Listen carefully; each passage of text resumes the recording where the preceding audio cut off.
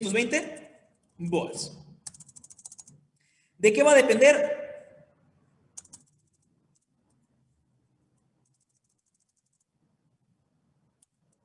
¿De qué depende la cantidad de energía que utiliza un PLC?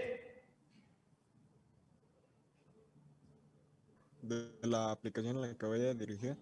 ¿Mande? De su aplicación. ¿De su aplicación? Sí y no. ¿Del tipo de PLC?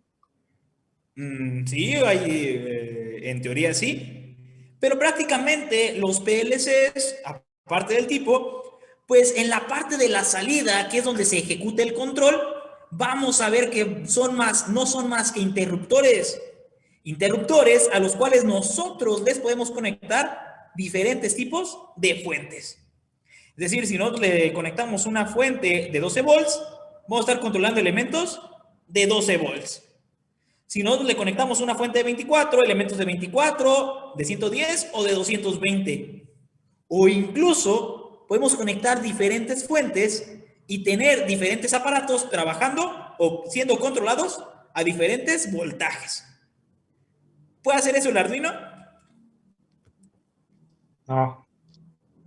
No, el Arduino, el Arduino lo que hace básicamente es, ¿sabes qué? Yo tengo configurado 5 volts de salida y solamente te puedo dar 5 volts.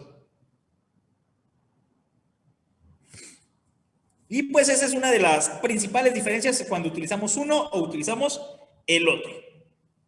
La desventaja, por ejemplo, del PLC es que necesita a veces módulos para controlar diferentes tipos de sensores. Entonces, lo que yo les decía es que si, por ejemplo, nuestro PLC no tiene un módulo para sensores analógicos, podemos hacer que el Arduino sirva de intérprete. Por ejemplo, el Arduino reconoce los diferentes valores de nuestro módulo. De temperatura, por ejemplo. El Arduino está recolectando diferentes temperaturas. Ya saben que los sensores en Arduino abundan, o sea, hay un buen. Y lo único que vamos a hacer nosotros después es configurar que para diferentes rangos de temperatura mandemos una u otra señal. Es decir, si la temperatura está por debajo de los 30 grados, se active el pin 4. Si la temperatura está entre 30 y 50, se active el pin 5. Y si está a más de 50, se active el pin 6. Y ahora sí, estos 3 pines, a través de un relé, los podemos meter a nuestro PLC con los voltajes de operación del mismo, ya sean 24 o 127 volts. ¿Me explico? Entonces, prácticamente lo que hacemos con el Arduino es discretizar la información del sensor y mandarle esa información al PLC a través de 3 pulsos diferentes. ¿Por qué no mandamos directamente los pulsos al PLC? Pues directamente porque el Arduino no trabaja con los mismos niveles de voltaje que el PLC. ¿Ok? Sí, sí.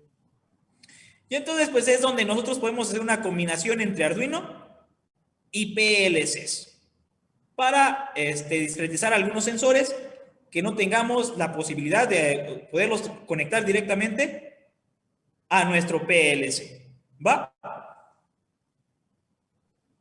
Sí, Rodri. Muy bien. ¿Qué recuerdan de Arduino? Para comenzar. Cuando la vida era fácil. Nodos y mallas. Listo. Le podemos cerrar esto. Esto también ya lo podemos cerrar. Guardar. Este es su documento. Este es... Muy bien. ¿Qué recuerdan del Arduino? Yo sé que lo vieron ya el año pasado. Dejaron de verlo. Pero, ¿qué recuerdan? Declarar pines. Ok, ¿qué más? ¿Recuerdan qué tipo de microcontrolador utilizábamos? La Atmega. El 1. Eso no, el 1 es un tipo de placa. O sea, ¿cómo? Era el Atmega, ¿no? Así es. vamos a recordar un poco desde ahí.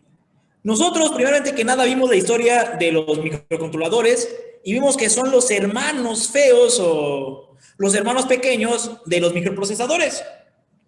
Los microprocesadores evolucionaron a tal punto de que hoy en día, pues, la cantidad de información que pueden procesar en un instante de tiempo es mucho mayor que el microcontrolador. Pero, ¿cuál es la ventaja que tenía el microcontrolador a un microprocesador? También el microprocesador, ambos los puedes programar. Que el microcontrolador es para una tarea, ¿no? En específico. No necesariamente, recuerda que se puede programar. Recuerden, la diferencia radica en que el microcontrolador es autónomo, es decir, cuenta con todas las especificaciones necesarias para conectarse y trabajar. Eso incluye un microprocesador, pero el microprocesador para poder funcionar necesita memoria, una donde se guardan las instrucciones y otra donde se guardan los datos temporales. Necesita RAM.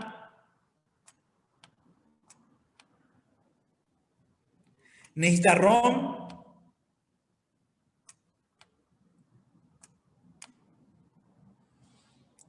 Necesita la interfaz para los dispositivos de entrada y salida para poder comunicarse con el medio ambiente.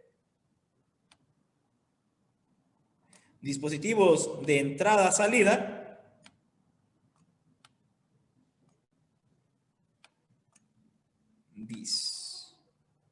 ¿Qué otra cosa necesitaba un microprocesador para funcionar? Vamos, ¿alguien? No sean tímidos. ¿Qué otra cosa se necesita para que un microprocesador pueda funcionar? Pues recordamos que también nos faltan los periféricos, ¿no? Todo lo que nosotros le conectemos para que pueda funcionar. Estos periféricos pues ya pueden ser un poco más especializados, como tarjetas de sonido o chips integrados referentes a trabajar con sonido, trabajar con video, trabajar con distorsión, trabajar con ruido, trabajar con lo que sea. Es lo que un microprocesador necesitaría para poder interactuar con el mundo real. Fue por ello que se decidió que se iba a hacer un chip que contuviera todo esto, pero con más limitaciones. Al chip que incluye el microprocesador, las memorias, la interfaz de entrada y salida y los periféricos, es a lo que nosotros conocemos como microcontrolador. ¿Ok? Básicamente es el chip que está diseñado para comenzar, conectarse y trabajar. El detalle es que este chip todavía necesita algunos elementos extra para poder funcionar. El primero es la fuente de alimentación y el segundo, la señal de reloj. Si ustedes recuerdan sus clases de circuitos lógicos 2, la mayoría de los circuitos síncronos necesitan un circuito de reloj que permita estar controlando cuando los transistores internos hacían el cambio en el almacenamiento de memoria. Los registros lo necesitaban para ir modificando los bits que estaban almacenados. Los latches o los candados necesitaban ese ciclo de reloj para actualizar la información, borrarla o sobreescribirla. Y entonces, como todo básicamente es una combinación de circuitos lógicos, pues necesitamos esa señal de reloj para que todo todo funcione de manera síncrona. ¿Ok? Entonces, pues básicamente el Arduino como tal es una placa de desarrollo que incluye un microcontrolador, incluye fuente de alimentación, incluye el señal o que diga ok, incluye la señal de reloj e incluye algunos elementos extra para que la interacción con el microcontrolador sea mucho más sencilla para el usuario. ¿Sale? Voy a cerrar, voy a volver a abrir. Les digo, lamento, todavía no tengo la versión premium, así que vamos a tener que estar renovando cada 40 minutos y nos volvemos a conectar, ¿va?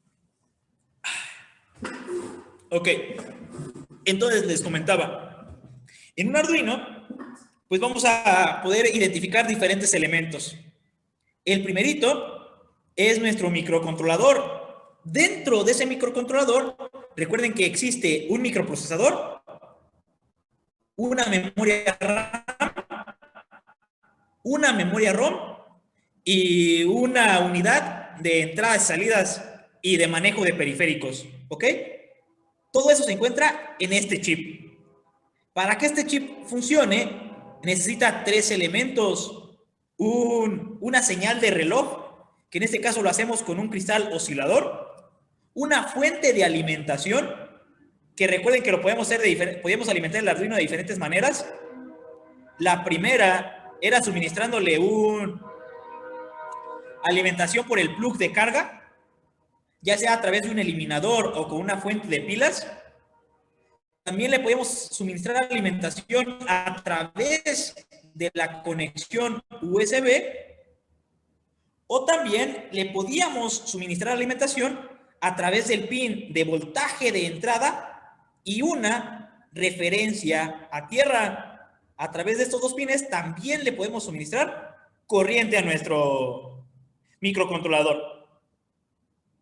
En este caso, pues la placa agrega más elementos, algunos capacitores para funcionar como filtro, algunas compuertas para evitar daños en caso de alguna sobrecarga, circuitos de protección, resistencias para los diferentes LEDs indicadores que está funcionando, un programador. Esta zona de aquí, este circuito integrado y esta señal y este oscilador son los encargados de traducir la información que nosotros le mandamos de la computadora al microcontrolador.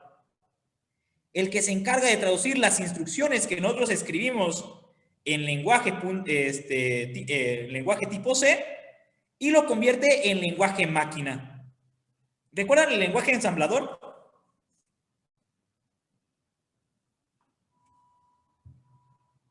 Esos de jump y... ya, sí.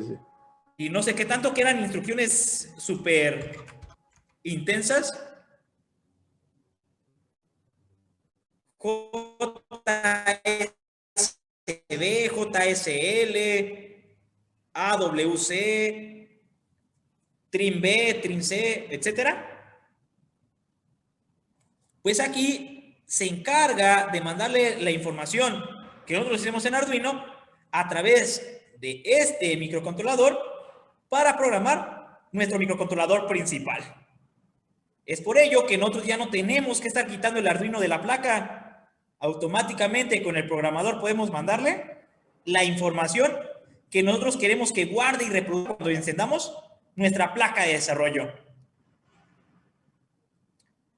Tenemos el botón de reset para obviamente reiniciar el sistema y listo, ya tendríamos nuestra placa Arduino funcional.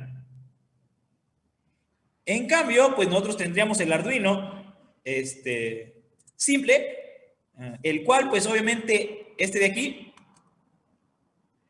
cuyo microcontrolador no está soldado. Ay, no lo quiero comprar, señor Amazon. En este caso, si se fijan, el microcontrolador es más grande, pero sigue siendo la misma idea, sigue siendo el mismo microcontrolador, con las mismas características. La diferencia, pues, es que este no se solda, este se puede retirar. También tiene capacitores, tiene una fuente de regulador, tiene su señal de reloj para funcionar y tiene un programador que le manda la información o lo que va a hacer a nuestro chip principal. ¿Sale? Sí. Una vez que nosotros lo programamos, lo podemos retirar de la tarjeta. Aunque desde ahorita les digo, cuesta bastante, o sea, está bastante bien conectada. O sea, tienes que hacer mucha fuerza, mucha presión. Y una vez que ya la quitaste, puedes montar el montaje del puro PIC para poder reducir toda esa placa. Ya después, solo nosotros tenemos que irnos al datasheet del fabricante, en este caso de Atmel, donde nos dice pues que el Atmega 328 es un microcontrolador de 8 bits con configuración ABR. Más adelante vamos a ver qué es la ABR y tiene que ver en cuanto al tipo de instrucciones. ¿Se acuerdan de la tecnología RISC y la tecnología CISC?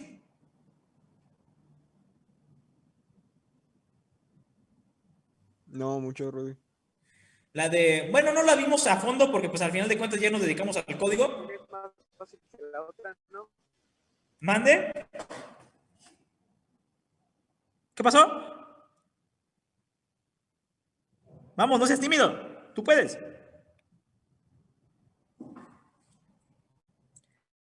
Bueno, la tecnología RISC era aquella donde las instrucciones que el microcontrolador manejaba eran muy sencillas, muy básicas.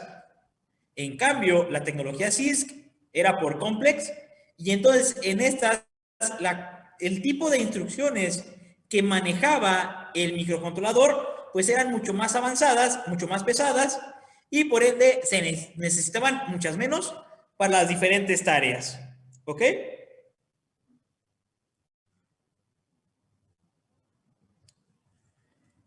Aquí básicamente pues nos dan datos interesantes. Nos dice que, por ejemplo, el Arduino, o al menos los microprocesadores Atmel, se pueden escribir hasta 10,000 veces, se puede escribir información en la memoria flash hasta 10,000 veces, y en la memoria EEPROM hasta 100,000 veces. Por lo regular nosotros la que utilizamos es la flash, bueno, también la EEPROM. Entonces, pues, solo podemos hacer 10,000 pruebas antes de que nuestro Arduino comience a fallar. ¿Ok?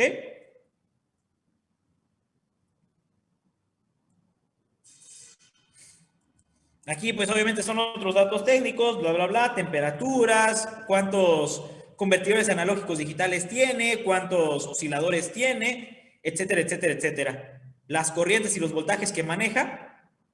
Por ejemplo, cuando el Arduino está en stand-by, cuando ustedes ponen el delay, el Arduino solamente consume 1 microampere a 3 volts. Y por lo regular, cuando está funcionando a 4 MHz, por lo regular consume 1.5 miliamperes a 3 volts. Entonces, se fijan, pues sí es mucha la diferencia de consumo cuando está trabajando a cuando está sin hacer nada. ¿Ok? Sí, sí, sí. Aquí pues vamos a ver los pines, cómo está configurado. Y pues básicamente la mayoría de los pines pues nada más es para decirte con qué tipo de elementos se comparte, qué tipo de funcionalidades comparten. Pero pues básicamente nosotros buscaríamos el banco de conexiones, el port B. O sea, aquí nos dice que direccionamos si queremos entradas, salidas, bla, bla, bla, el port C también, que son los otros pines que nos faltan, el pin de reset, etcétera, etcétera, etcétera. O sea, básicamente en el datasheet nosotros podemos darnos cuenta de cómo está conectado internamente nuestro microcontrolador. ¿Sale? Como les digo, la ventaja es que ustedes ya no se tienen que preocupar por esto. En el Arduino, en la placa de desarrollo, ya está todo bastante bien identificado. Por lo que ustedes solamente se tienen que preocupar por hacer un buen código y por hacer buenas conexiones. ¿Sale? Sí, Rodri. Aquí incluso les dice cómo funcionan las instrucciones en un diagrama de tiempos, en cada instante de tiempo que está haciendo, y también cuando nosotros estamos haciéndolo, diferentes modos de operación. Pero pues obviamente eso ya es un poco más avanzado. ¿Sale? Y aquí vemos la diferencia entre código ensamblador y código en C. Básicamente en C pues es algo ya que nosotros conocemos. En cambio en ensamblador pues simplemente son listas de instrucciones. Aquí, por ejemplo, sabemos que un mayor que, pues significa mayor que, y en ensamblador no, tendríamos que buscar la etiqueta que representa mayor que, ¿ok?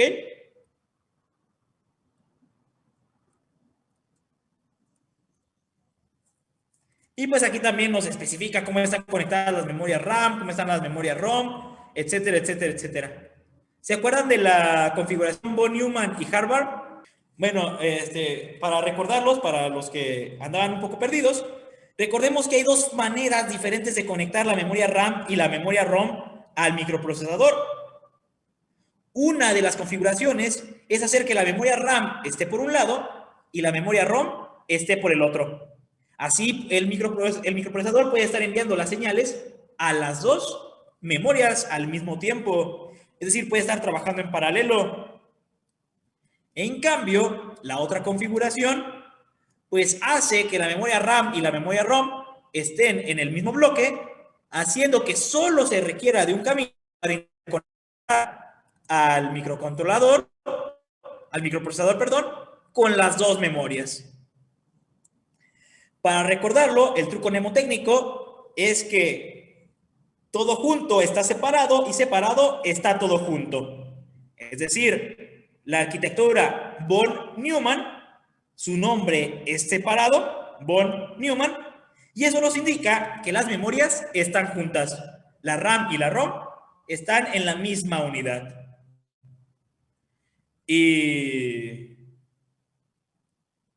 la arquitectura Harvard es todo junto, por lo tanto, eso nos indica que las memorias están separadas. ¿Ok? Sí, sí, sí. Entonces, en teoría, la configuración Harvard es más costosa, pero es más rápida, y la von Neumann es más económica, pero es un poco más lenta. ¿Sale?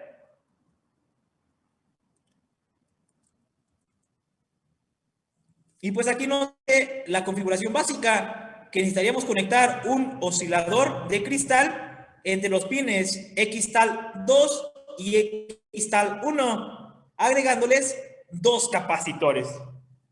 ¿Ok?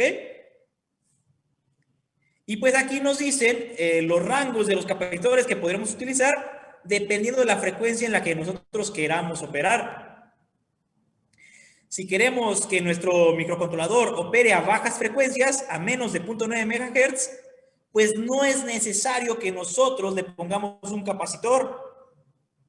Si nosotros queremos que trabaje de 0.9 a 16 MHz, pues basta con que le pongamos capacitores de 12 a 22 picofarads. ¿Sale?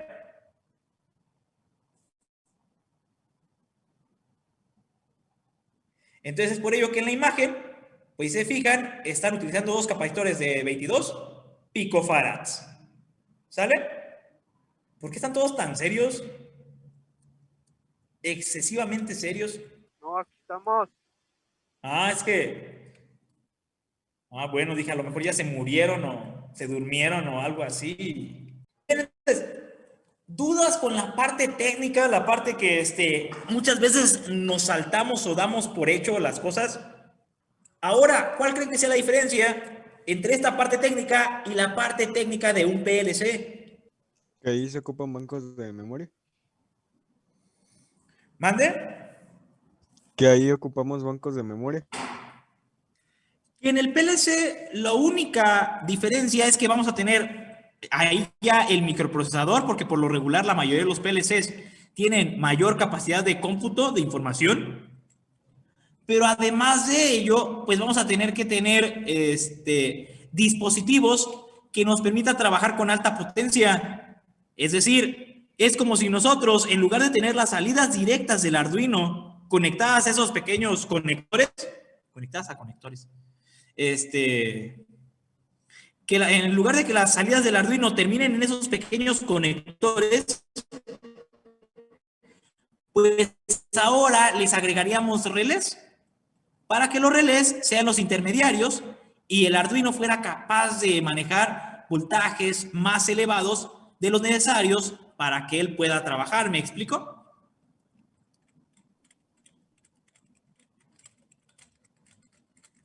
Entonces, pues básicamente lo que vamos a tener aquí es un sistema instrumentado adecuado para altas potencias. ¿Alguna otra duda que tengan con la configuración interna del Arduino? ¿Por qué creen que haya tantos unos ceros?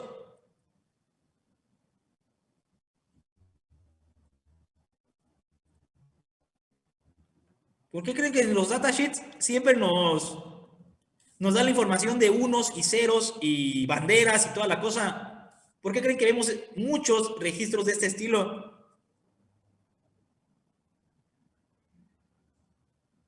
Por si ocupamos checar algo o algo así. Porque hay algo que ustedes dan por hecho y no es así en los microcontroladores. Se le llama la configuración de los registros. Recuerden, un microcontrolador no piensa. Y así como le tenemos que decir al microcontrolador que vamos a utilizar una entrada o que vamos a utilizar una salida, tenemos que decir cómo va a trabajar. Si fijaron en la parte de arriba, el microcontrolador puede trabajar a diferentes frecuencias. Y dependiendo de la frecuencia que nosotros queramos, pues le tenemos que dar una combinación de bits específicos en un banco específico.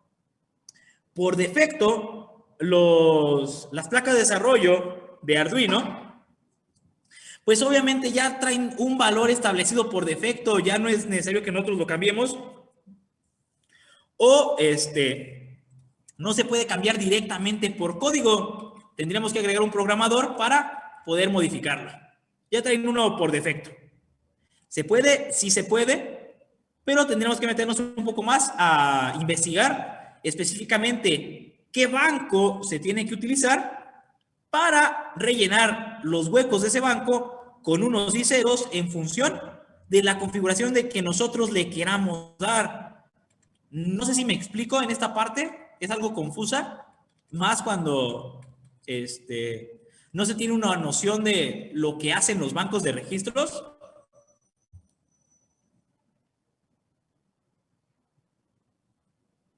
¿Sí o no?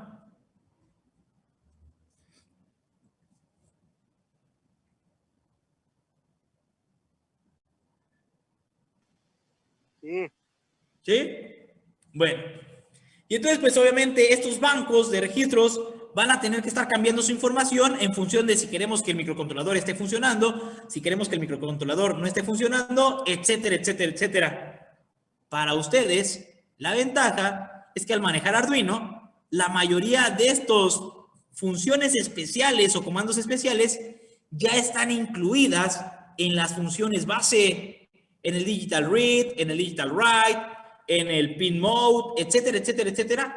Ya automáticamente esa función se encarga de modificar los registros necesarios para acceder a la unidad de memoria donde el Arduino lee y sabe cómo va a estar utilizando los diferentes pines para poder trabajar de manera adecuada. ¿Ok?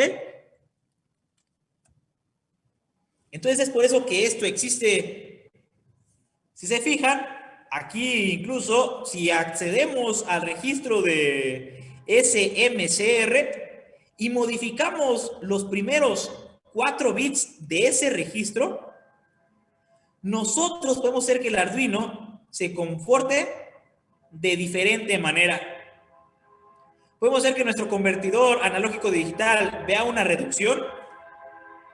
Podemos hacer que se ponga en modo de ahorro de energía.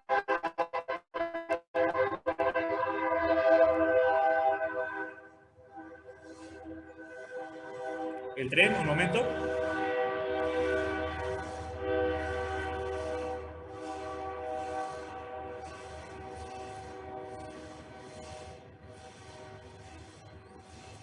Podemos hacer que el Arduino se ponga en opción de desarrollador. Podemos hacer que la energía baje, la que está consumiendo. Podemos hacer que se ponga en estado de espera, etcétera, etcétera, etcétera. Sabiendo qué registro modificar. Como les digo, no llegamos a tanto, o sea, no llegamos a hacer ese tipo de configuraciones a fondo. Pero pues, si a alguien le interesa, es bueno que lo empiece a leer para que vean el alcance que uno puede tener si sabe manipular los registros internos del microcontrolador. Eso sí, con precaución, porque también pueden llegar a dañarlo o dejarlo inservible. Por ello que en la documentación siempre se explica bastante a fondo qué hace cada bit.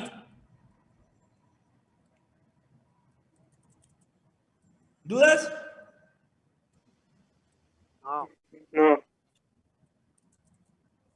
Sale. Muy bien, entonces, ya para terminar el día de hoy, ¿salen a las 3:30 o a las 2:30? 2:30. Vamos a ya para salir ahorita ustedes, yo todavía no. Ya solamente, les voy a dejar una pequeña tarea, es a mano, igual si la quieren hacer en esta media hora no hay problema, es buscar las diferencias y semejanzas entre un microcontrolador de Microchip y uno de Atmel. Es decir, sí lo voy a poner en Edmodo. O sea, tienen hasta el día anterior a la clase, la hora anterior a la clase. ¿Cuándo tenemos otra vez de TT?